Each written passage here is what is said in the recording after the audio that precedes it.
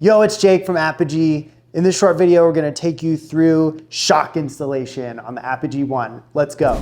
You're gonna need a 6mm hex, a torque wrench, and finally, you're gonna want your Apogee user manual. This thing has all the torque specs, all the details, and all the instructions I'm gonna cover today, nicely illustrated in it. The first thing we're gonna do is remove the dummy shock. It is 3D printed. It is not so strong that you can sit on it or jump on it. Be aware, it is literally just to hold things in place during shipping. You can start from the front rockers and then go to the back trunnion bolt. We'll do the inverse of this when we go to install the shock itself. You can just remove these two front bolts. And then the second step is the bolt on the opposite side here. This is the trunnion bolt for the shock. This is also a 6mm Allen, and we're gonna unbolt that one. Before we go to install the shock, I wanna point out one important thing. There's a little washer right here. When we go to install the shock, it's important to keep track of that guy and make sure it doesn't fall out. We've designed a nice recess into here so that it shouldn't fall out, but just something to keep an eye on as you go through the installation to make sure those little guys stay in there.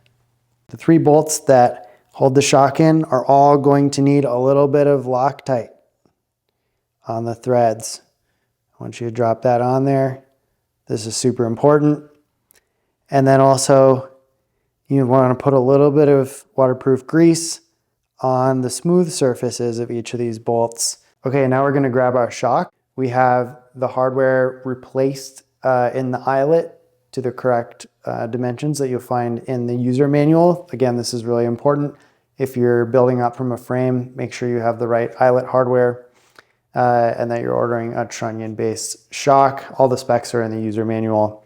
The first thing we're gonna do with the eyelet hardware in hand, you have this little guy, and we're just gonna slide it into the top of the eyelet at the top of the rocker, just here in the top of the free float module.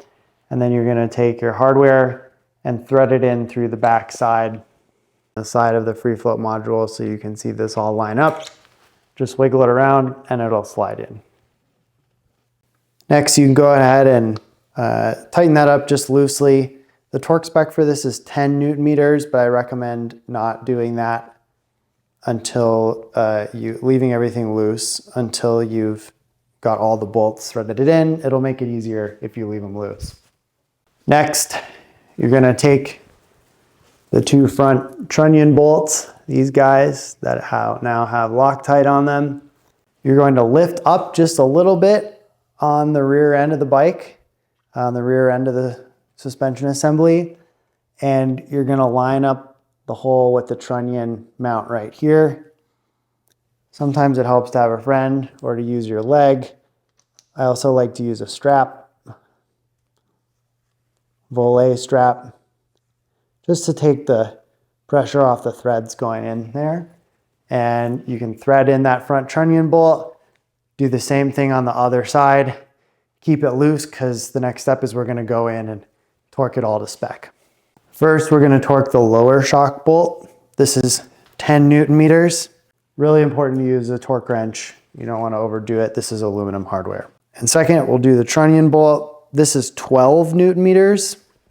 Right here, 12 Newton meters on both sides. So just 2 more than the front.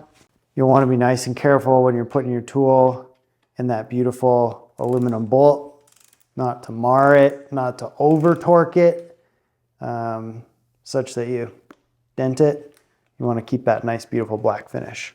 Okay, and that's everything you need to know about installing a shock on your Apogee One. In case we forgot something, hit us up in the comments. We'll be there to answer your questions. We'll catch you next time.